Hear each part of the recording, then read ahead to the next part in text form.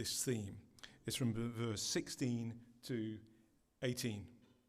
And it says this: "When you fast, do not look somber as the hypocrites do, for they disfigure their faces to show others they are fasting. Truly I tell you, they have received their reward in full. But when you fast, put oil on your head and wash your face, so that it will not be obvious to others that you are fasting, but only to your Father who is unseen.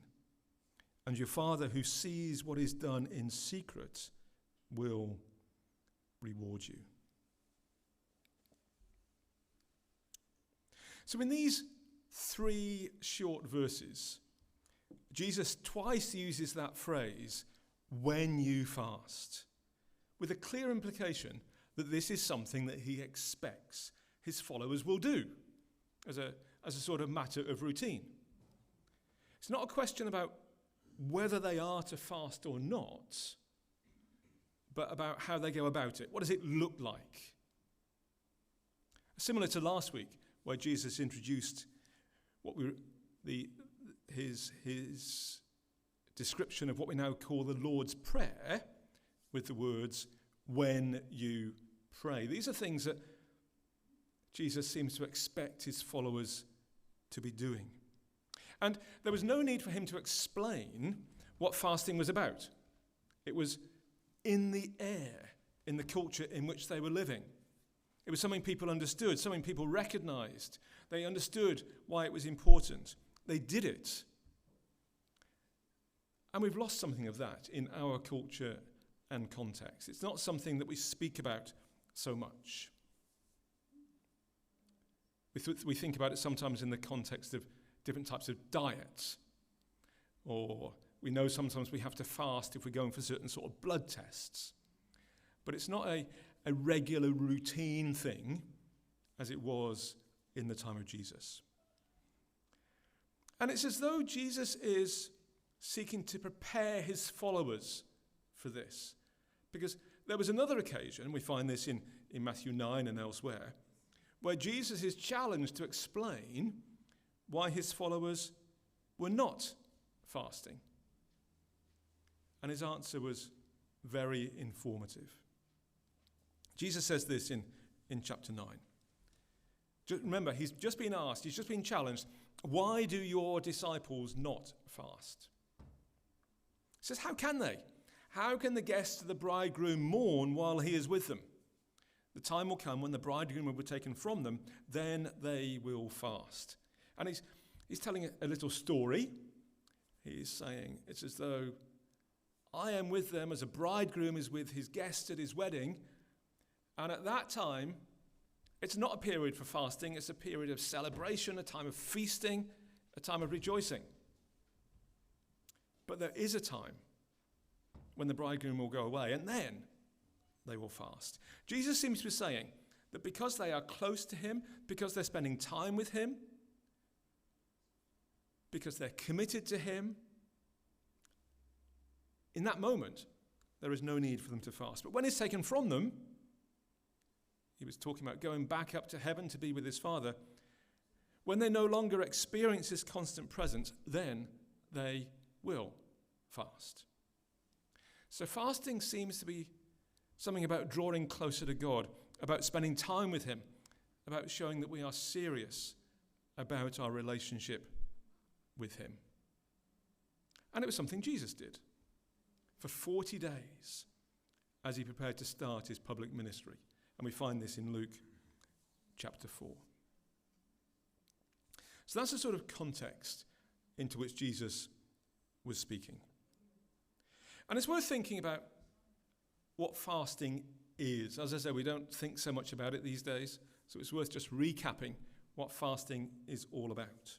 Now, in biblical times, fasting was going without food and often drink for a period of time. And there were various reasons for doing it.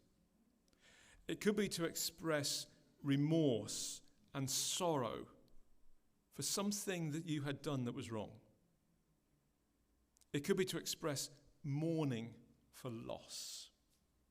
You've lost something that was very important to you, very dear to you, and you're grieving, and fasting is a part of that. It could be seen as a spiritual discipline to help us to focus on God. A bit later, we'll think about how we can fast today. Apparently, it might be to do with giving up devices for a bit. But first, I want to look briefly at some biblical examples to get a wider understanding of how fasting was seen. In 1 Chronicles chapter 10, we find this. When all the inhabitants of Jabesh Gilead heard what the Philistines had done to Saul, all their valiant men went and took the bodies of Saul and his sons and brought them to Jabesh. Then they buried their bones under the great tree in Jabesh, and they fasted 7 days. A bit of context. The people of Israel had been in a battle with an invading tribe, the Philistines. They kept on popping up and causing problems for the Israelite people. It was in the early days of the kingdom. Saul had been their first king. This battle did not go well. Saul's 3 sons were killed by the Philistines. Saul was wounded. He committed suicide. And in response, the people of Jabesh Gilead, they retrieved their bodies, they buried them, and they fasted for 7 days as a recognition of the loss that they and the nation had experienced. So many things were going on here. The royal family had been killed. The nation was being overrun. The succession to the throne was unclear. They were under threat. There was much to mourn, much to reflect on. And as part of this, they fasted in their grief for 7 days. So that's one reason why people fast. 2 Samuel 12. After Nathan was a prophet. After Nathan had gone home, the Lord struck the child that Uriah's wife had born to David, and he became ill. David pleaded with God for the child. He fasted and spent the nights lying in sackcloth on the ground. The elders of his household stood beside him to get him up from the ground, but he refused. He would not eat any food with them. It's a few years later. David was the new king. The nation seemed secure. Things were in a much better place. The people were experiencing God's blessing in many different ways. They were successful in battle. They were becoming a well-established, prosperous nation. Trade was starting to develop. Things were looking good. But David, the king that God had appointed, had made a terrible mistake. He had seen and wanted a woman called Bathsheba, who was already married. That did not stop him. He took her and slept with him. And slept with her. She became pregnant. David arranged for her husband to be killed in battle. David took Bathsheba into his home. She became his wife. They had a son. But God sends Nathan, this prophet, to confront the king over what he had done. He challenged him over his behavior. He proclaimed God's judgment that the son who had been born would die. David recognizes he owns up to his failing. He received God's forgiveness. But the consequences of his actions remained with the prophecy that the child would die. And with this weighing terribly on him, David comes to God in fasting and seeking God's help. He knows there is nothing he can do. He pleads with God that the child should live. And he fasts and prays for 7 days, at the end of which, sadly, the child dies. A tragic story in so many ways, but a powerful demonstration of when people fast as they call out to God for help. Not a guarantee that God will respond and do what we ask, as we see here, but a reason to fast to show how committed we are to what we're praying for. Hundreds of years later, we get this account in Esther, chapter 4. In every province to which the edict and order of the king came, there was great mourning among the Jews, with fasting, weeping, and wailing. Many lay in sackcloth and ashes. So here the people of God are in exile. The kingdom has fallen. The people have been taken away into captivity. They're under the control of the Persian Empire. And even there they are under attack. The edict and order referred to here is that the entire Jewish race, young and old, women and children, were all to be killed on a particular day. Wherever they had been scattered throughout the vast empire, there was no escape. The people had heard this news, that they as a nation were to be destroyed. They could not think of anything they could do about it. They were helpless captives living under total dominion of this empire. All that was available to them was to mourn. And as part of that, they choose to fast. So they're fasting in response to a crisis. And as the story develops, we see that Queen Esther, herself a Jew, she's encouraged to go and speak to the king on behalf of her people. And before she does so, she calls on the Jews in the local region to fast for 3 days. She commits herself and her servants to do the same. Recognizing their need of God in the face of a crisis, they choose to fast. One last example I want to look at for the moment. The next morning, some Jews formed a conspiracy and bound themselves with an oath not to eat or drink until they had killed Paul. As often happened, Paul's commitment to Jesus and speaking about him resulted in parts of the Jewish community getting very upset and wanting to harm or kill him.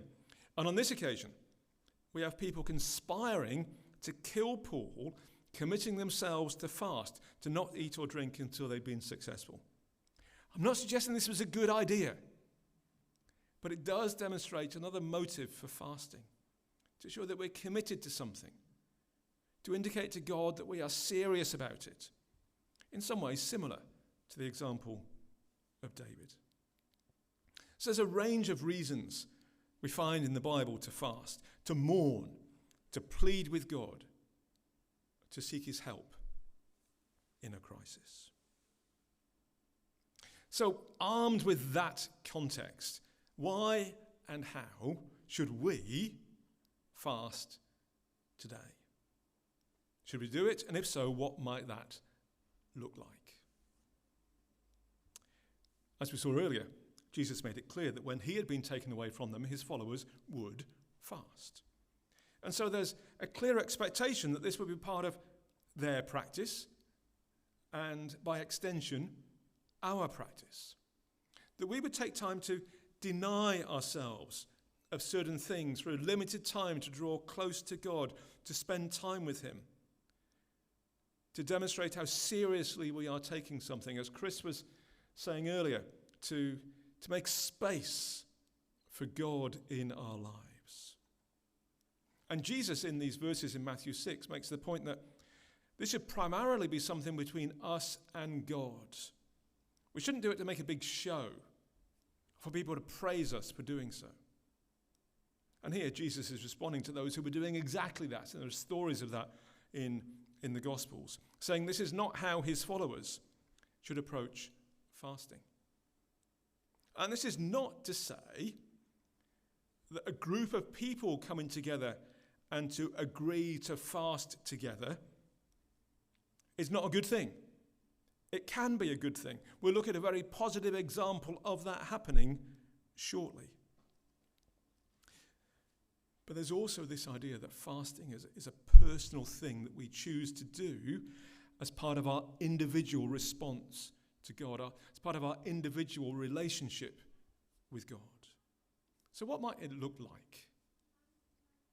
For many people who fast today, it is probably still about giving up food and potentially drink for a period of time. And this is primarily the way I go about fasting. And so it's worth saying here, and it's very important to say and to hear, that we need to be aware of our physical and mental condition and not do anything that would cause us to feel unwell or to damage ourselves. I remember one of the first times I was involved in fasting. I think it was over a 2-day period, and we were being encouraged to not eat and to just drink water during that time. Partway through, I became aware that I had a very, very severe headache, and I was feeling very unwell. Looking into this a bit later, we realised it was effectively withdrawal symptoms from caffeine, as I was no longer drinking coffee. And that's one of the reasons I tend to drink decaf today. It was quite a strange experience. So we need to be careful. We need to be aware of our bodies and what's going on. So please, if that's the way you go about fasting, please only do it in a way that does not impact your health. Yeah, you'll feel hungry, but that's sort of the point. But you shouldn't feel unwell. One of the benefits of this type of fasting is that it means to free up the time that you would normally take in preparing a meal and eating it. And I know this might not be quite the same if you're responsible for producing meals for people who are not fasting. But this spare time can be a great opportunity to just choose to spend that additional time with and focused on God. Others choose to fast in different ways. One example is where people give up something. Often seems to be chocolate for Lent. So people choose to say, for this period of time, I'm going to give up on something that I enjoy, and in principle there's nothing wrong with, to say I'm committing myself more fully to God. Others choose to take time away from social media or something else. So the underlying principle is that of deliberately choosing to say that for a time, you're giving up something so you can have a renewed focus on God. And with your fasting being a demonstration to you and to God that this is happening. It can be a really positive and powerful experience as we become more aware of God's presence. We can draw closer to him. We can hear his voice more clearly. And if you haven't tried it, I'd recommend finding a time when you can, deciding what you're going to do without, and seeking God as you do so. But I mentioned it doesn't always have to be alone, and I think there's a great example of this in Acts 13. While they were worshipping the Lord and fasting, this is a group of people, the Holy Spirit said, "Set apart for me Barnabas and Saul for the work to which I've called them." So after they had fasted and prayed, they placed their hands on them and sent them off. And so there can be real value in fasting as a group of people, as a church. And you may remember that we have done this on a number of occasions in the last couple of years. When we had our month of prayer in March last year, we encouraged everyone to fast each Monday during that month as part of that. And we called the church to pray and to fast in early March this year for the situation in Ukraine. Here in Acts, we have an example of the early church doing it. A group of people in a church in Antioch, a church that was really experiencing God's blessing and where amazing things were happening and the church was growing, and they were worshipping the Lord and fasting. We're not entirely sure whether this was just a particular group of people or the entire church, but there's clearly a sense of seeking God, of waiting on him. We're not told whether they were doing this for a specific purpose, saying, "God, please show us something," or whether there was something they simply decided to do. And into that situation, the Spirit spoke clearly and called on them to take two of their people, two of their church leaders, and commission Barnabas and Saul for a specific work to which God had called them. And that was the start of a powerful missionary movement as they started and others joined them as they started traveling around the Mediterranean area, preaching, teaching, and planting churches. And it all started with that group of people coming together to worship God, to pray, and to fast. Joe and I have recently been involved in a process modelled on what happened here, and it's been really helpful. Many of you met our youngest son, Dave, and his wife, Natalie, a couple of months ago. They came up and were with us for our church weekend in September. And some of you are aware that he's finished his role in the church he was a pastor at down south, and they're seeking to know what God has in store for them next. And so they, with support from some good friends, set up something they referred to as their Antioch community. A group of people who cared for them, who loved them, were invested in them, who wanted what was best for them, but also wanted them to be involved in the best that God had for them. And we were encouraged to pray, to reflect, and on 2 particular days to join Dave and Natalie in fasting as we really sought to hear what God was saying to us that we could share with them. And then we met up as a community on a couple of occasions to pray and to share with them what we believe God had been saying to us. Still an ongoing process. They do not yet have clear plans. They decided to wait until David finished his role in his current church before really exploring in depth what God has for them. So it's still an ongoing process, but a really helpful way of seeking to hear God's plans and purposes for their lives. It was a great privilege to be part of that and to share with them, to hear God speaking, to pray and to fast on their behalf. So it's a really good and helpful thing to do.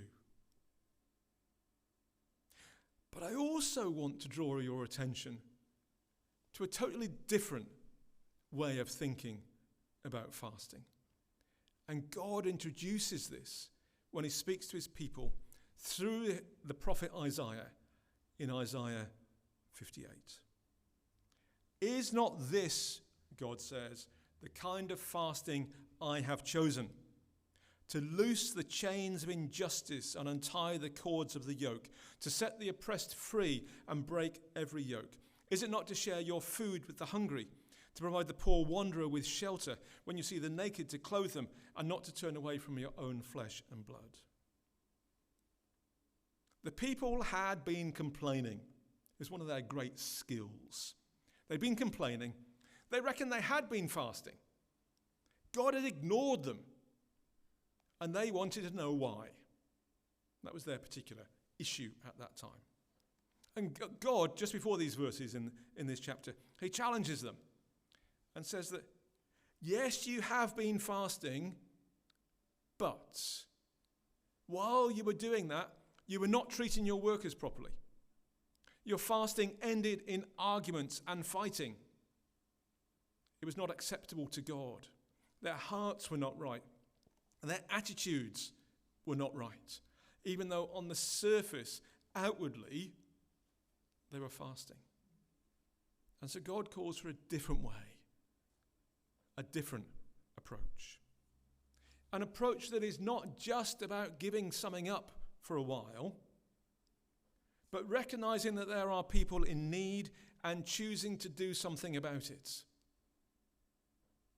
One of the things that came through very strongly as we were meeting to pray and reflect over those 4 Mondays that Heather referred to was that desire for a greater compassion as we see people in need around us and choosing to respond to that in a positive way. And so what God seems to be saying here is this is not just about focusing on our own rights and what we deserve, but seeking to bring blessing and freedom and provision and clothing and goodness to people who are struggling and need our help. And we see this in so many ways. In contributions to the food bank, where we're not just giving up something, but we're making it available to others. in people who've opened their homes to Ukrainian refugees, giving up some of their privacy, their room, to support others, in standing up for justice for those who can't do that for themselves.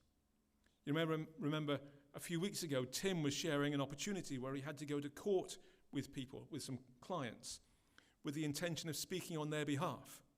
As it turns out, he wasn't allowed to, but that's not the point. He was there for them. It's about being there for our families when they need our help and support.